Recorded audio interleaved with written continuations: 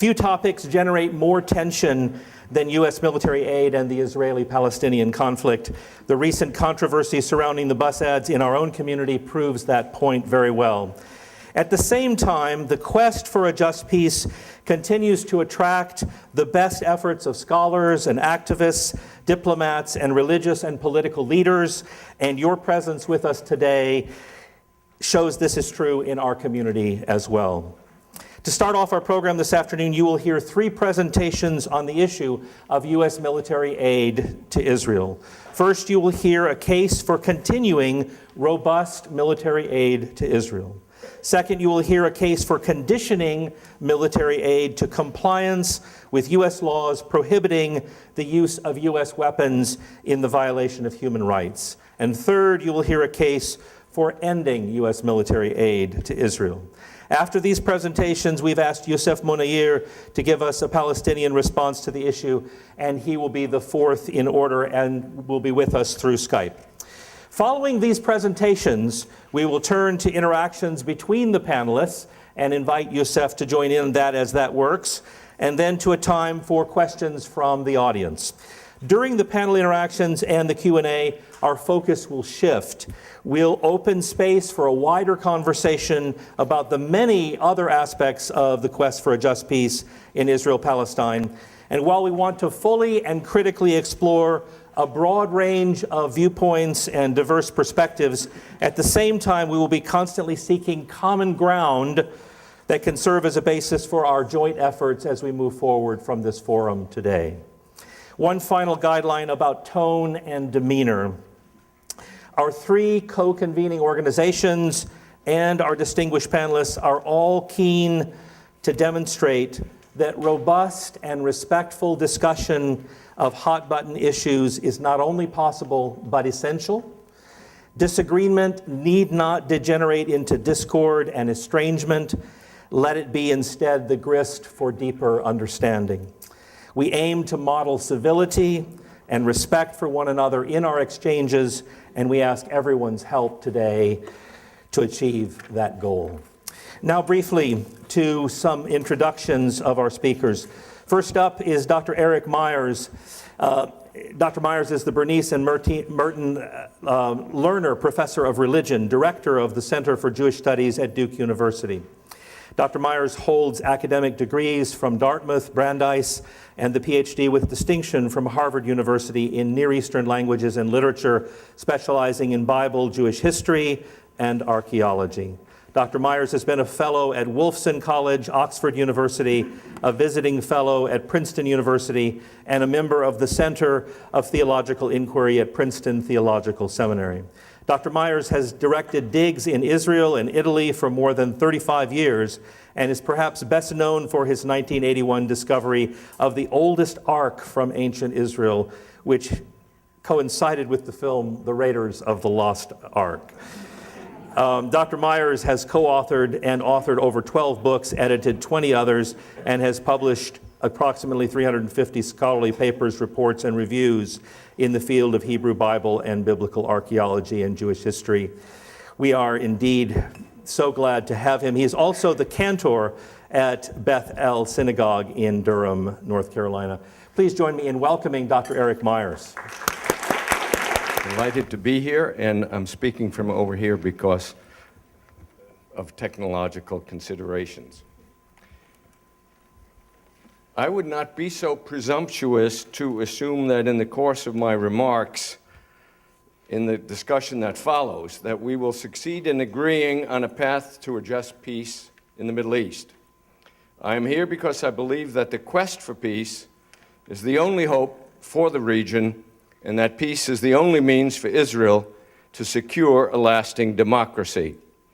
Moreover, I believe that the continued occupation of the West Bank is a corrupting influence on the Jewish state and the Jewish people as a whole, and the longer it continues, the longer the path to peace will be, if indeed it is not too late already.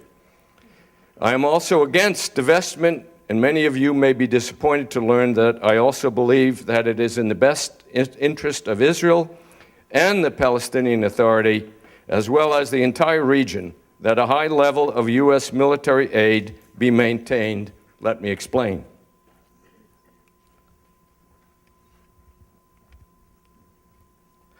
Let me begin with a few optimistic words.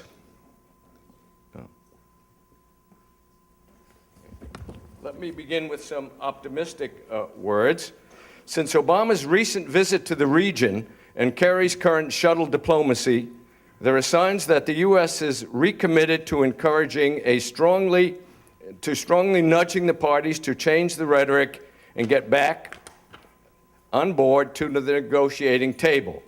Kerry has also mentioned that there is new possible cooperation on the touristic front, quoting the New York Times, just north of the Dead Sea, which means Jericho, former capital of the PA, and possibly the site associated with John the Baptist as well. I will suggest that archaeotourism and pilgrim tourism can do much to promote cooperation between Israel and the PA, as well as with Jordan, not to mention the economic benefits to all the parties in the region. He has also mentioned that some other Palestinian and Israeli initiatives are in the works. The major breakthrough with Turkey has also reopened a door that had been closed for some time. I think all would agree that Turkey is a major player in the politics of the Middle East. Sorry about the page turn there. And is the only Muslim non-Arab nation besides Iran in the region, and an economic and military powerhouse. As a Sunni nation with a history of toleration that goes back to Ottoman times, and a principled stand during the Nazi era with respect to absorbing Jewish intellectuals and artists, Turkey is well positioned to be a major interlocutor in the peace process. Its absence these past several years after the unfortunate Gaza flotilla incident involving the Mavi Marmara has largely been responsible for the present impasse. Its engagement with the current Syrian war and role as a place of refuge and supporter of the rebels has also caused to think about a possible reshaping of Syria and the adjoining states after the fall of Assad. As a Sunni nation with a strong secular tradition, but also with a moderate form of Islamicization in recent years, it could also provide a helpful model to other states in regard to church-state relations, by which I mean First Amendment issues in U.S. terms. Let me also add that the result of recent Israeli elections, adding this to the list of possible signs of hope, in a place where hope has been sorely lacking for a whole long while. Netanyahu's right-wing Likud dominant coalition has been broken, and once again the Israeli electorate has offered a surprise. The Lapid party, Yesh Atid, has said that the religious parties in Israel can no longer dictate terms that traditionally have allowed Orthodox men and women to be free from the draft, a good beginning to allow for a degree of separation of church and state, one of the pillars of democracy. While the new party of Yesh Atid did not openly campaign for peace, the fact that Tzipi Livni has been put in charge of restarting the peace process and its negotiation is also a very good sign. And let me add that regular polling in Israel has constantly demonstrated that 65% of the Israeli population wants to return to negotiation and move the peace process forward, while 25% regularly register that they see little chance for success in any peace talks. During times of terrorism and tension, these statistics routinely turn upside down, but always return to the side of peace, as you can imagine.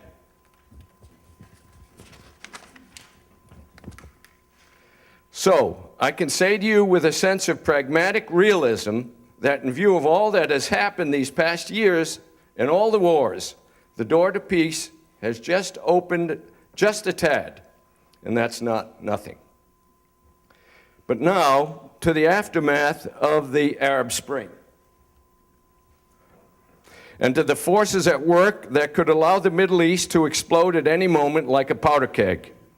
And this brings me to suggest a sense of real urgency, reflected especially in America's renewed energy and efforts in the region. Without getting into the causes for the turmoil in the Middle East, let us simply take a quick look at the neighborhood in which Israel now finds itself. The new Egypt is in near chaos with the Muslim Brotherhood in charge. Christian Copts were brutally attacked again last week, and extreme forms of Islamic law are being forced on the population and on women. Food shortages and unemployment are rampant. Tourism is virtually at a standstill. The economy is in shambles, and the Sinai border with Israel is more porous than it has been in a generation and dangerous on both sides of the frontier. As for Egypt's relationship with Hamas in Gaza, the border has not been opened as we might have expected. In turning to Jordan in the east, we note that King Abdullah, though he has just installed yet another new government, has been the subject of much criticism from varied quarters: the Palestinian community, the Islamic right, and the impoverished. He is not nearly as beloved as was his father, and his wife's over-the-top 40th birthday in the Wadi Rum that cost millions of dollars cast a very bad light on the royal family and their extravagant habits. And Jordan's already shaky economy is sinking further from the influx of more than 500,000 Syrian refugees. In short, Jordan, while a strong ally of the U.S., once a strong ally of Israel, is no longer the stable kingdom it once was.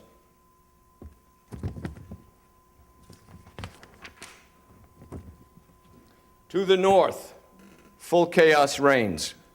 While several million Syrians have escaped to refugee camps in Turkey, Jordan, Iraq, and Lebanon, millions more are homeless in their own country. More than 70,000 are dead, and the end is not yet in sight. In the last several weeks, skirmishes have been reported in the Golan between Syrian forces and the Israel Defense Forces, the IDF. God knows what will happen in Syria, and whatever happens is sure to leave major uncertainty regardless of the winner. The government of Syria's major supporters, Russia, China, and Iran, represent an array of nations that present all sorts of problems to Israel and the United States. Iran's support also of Hezbollah and Hamas in Lebanon and Gaza adds additional danger to an already volatile mix. The Lebanese border with Israel is controlled by Hezbollah, who are now fully supplied with missiles capable of reaching Haifa and Tel Aviv, not to mention what the Syrian government has within its borders. And any breakdown in the status quo or an errant missile that lands in a heavy populated area in Israel is capable, in my view, of starting a much larger regional war, if not nuclear conflict. The point in outlining this situation is that, in my view, there has been no time in the history of the Israel-Palestine conflict that has been so dangerous. Who among these 17 countries can the U.S. rely on? I think we would have to agree that Israel is the only reliable ally there in terms of balance of power issues, not human rights, and continued military support by the U.S. to Israel is one of the main reasons the place has not blown up already.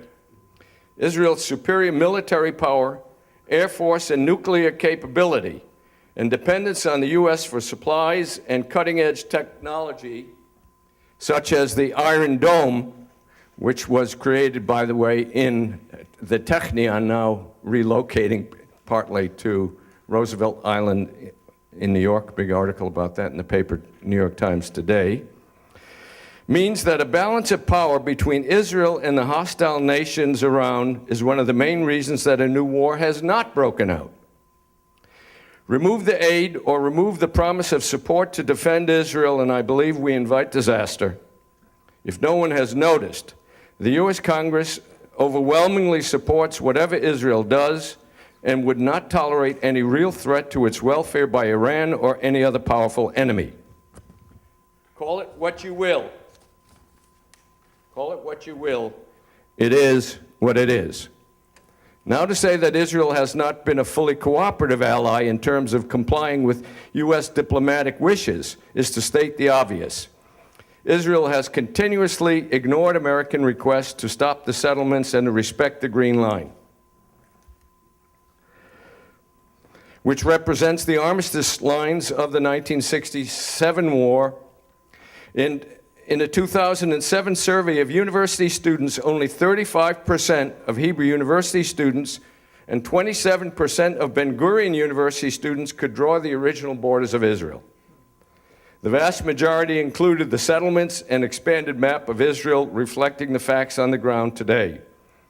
And though President Lyndon Johnson demanded of Israel shortly after the Six-Day War to state its view on the status of the occupied territories and how Israel would manage them, a government report ordered by Prime Minister Eshkol at the time stated clearly that only paramilitary settlements were considered legal and a temporary means to keep the peace without annexation. Israel ultimately used this rubric to justify expansion into all the occupied territories in clear violation of the Fourth Geneva Convention. I freely admit that the expansion of the settlements and the emergence of a hegemonic religious Zionism has been a huge impediment to peace, dividing all the captured lands and into a labyrinth of discontinuous islands of settlers and Arabs. Let's go back one. Has made the idea of a Palestinian state seem like an impossible dream. It has also meant that Palestinian residents of those areas have not enjoyed the rights, minority rights of any sort. 2 wars and 2 intifadas since '67 had made relations between the two sibling cultures largely untenable and unmanageable. Each is at the end of their respective rope, and there is hardly any contact between them. Even Israeli Palestinians are segregated in separate schools. Only 1,500 Israeli school children out of a total 2 million go to school with Arab children. Israeli schools are basically segregated, and even religious youngsters do not interact with most other Israelis. How can Jews and Arabs get along if they have virtually no contact with one another? And how can we stop the cycle of violence? How can we stop the cycle of violence that is the main byproduct of the occupation and oppression of the Palestinian population in the West Bank and Gaza? One of the possible organizations that might help, though its track record is not great, is the Quartet, i.e., the US, the EU, Russia, and the UN. Its 3 guiding principles are recognition of Israel, renunciation of violence, and adherence to all previous diplomatic agreements in exchange for recognition of a Palestinian state. Not a bad beginning for discussions. We see how important Russia is in the Syrian impasse, and Israel's distrust of the UN is well known. But this is at least some common ground for us to tread upon, and Tony Blair's continuing involvement as a special envoy and his indefatigable dedication to the cause makes him a kind of a go-to person. Secretary Kerry is the new U.S. envoy, and Blair's efforts with the Quartet to infuse the Palestinian economy with funding and new projects are well known. He has an office in Jerusalem, and for years that was based at the American Colony Hotel. The Quartet has done things like establish an incubator for Palestinian businesses and help get the EU to give money to places like ancient biblical Shechem, Tel Balata in Nablus. Kerry's most recent trip to the PA has also focused on the economy of the West Bank, which he believes is, if successful, will provide a helpful model to emulate. I do not believe that, I'm not going to finish in 2 minutes, so I just warn you because of the challenges here. I do not believe any of us here today is sufficiently well informed enough to devise a plan for peace. I do believe in the effectiveness of dialogue that is embedded in the mission of the Abrahamic Initiative, and in that spirit, I'm offering a few constructive ideas that may help create some common ground. I do not believe that the BDS movement or efforts to have the U.S. end aid to Israel is in that spirit. Such efforts, I believe, are misguided and hurt the average Israeli citizen who supports a 2-state solution and who is inclined towards peace. I would have thought that the U.S. could have stood much stronger against settlements through the years, and they apparently have now given up temporarily on making withdrawal a precondition for the resumption of peace negotiations. Secretary Kerry and President Obama know what they are doing. Let's give them credit for these new efforts. As for U.S. aid, I do believe that simply earmarking a small but significant sum of the total aid package, whatever that may be, for humanistic endeavors, would be a step in the right direction. And I have benefited in my own career from some of those funds in the 1970s, called the U.S. Counterpart Program. The U.S. does this everywhere in the region and all over the world. And doing this in Israel to foster better relations between Israelis and Palestinians could make a huge difference. Monies might be earmarked for better health care for Palestinian residents of Jerusalem, or for a cleaner Jerusalem in all neighborhoods. Just look at how municipal services are delivered to Arab neighborhoods in Jerusalem and see how prejudice exists. Joint projects in science and humanities or social sciences between Israelis and Palestinian universities,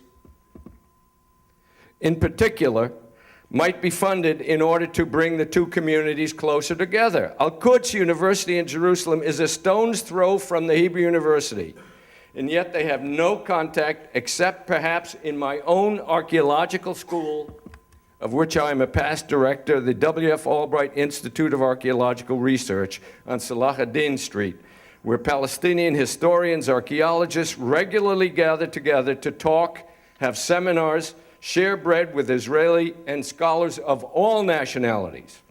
And we should not forget the little school children who would benefit from having regular classes with one another and playtime together.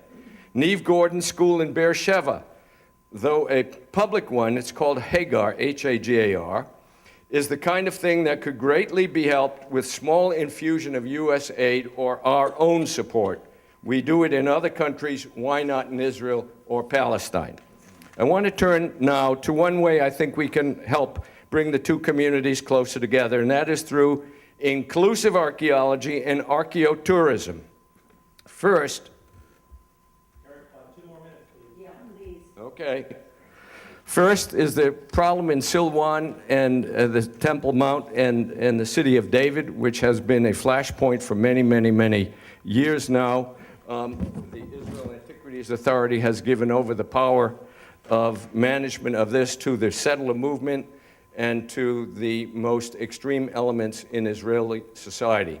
And I don't want to end up on a bad note, so I'm going to turn right now to a more positive treatment that I've visited recently in Sebastia, where Alexander the Great captured the site, where we now have all of these different parties, including the Lombardy Bank, the Vatican, the government of Italy, the Pontifical Biblical Institute, developing the site of Samaria, once the capital of the Northern Kingdom of Israel, as a center for tourism, and it's beginning to work. Let me conclude with a ray of hope from Israel also. There a few years ago, an old khan or rest house or caravanserai was found by the Israel Antiquities Authority, and they wanted to excavate it and restore it. Just look at these Arab kids. Who did they choose to work there? Elementary school children from separate Arab and Jewish schools nearby. Did they get along? Yes. Did they love the work? Indeed.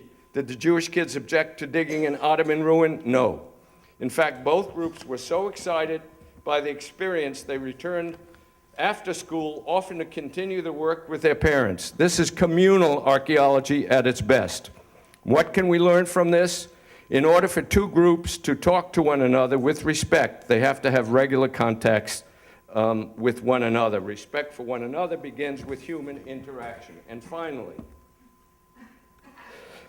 another example of how archaeotourism operates may be found in a new group called Mejdi Tours, Mejdi.net, which conducts tours of Israel and Palestine with two leaders, one Jewish and one Palestinian, with a focus on shared archaeological sites and a shared common heritage, highlighting both cultural narratives. They sponsor both local, domestic, and international tours.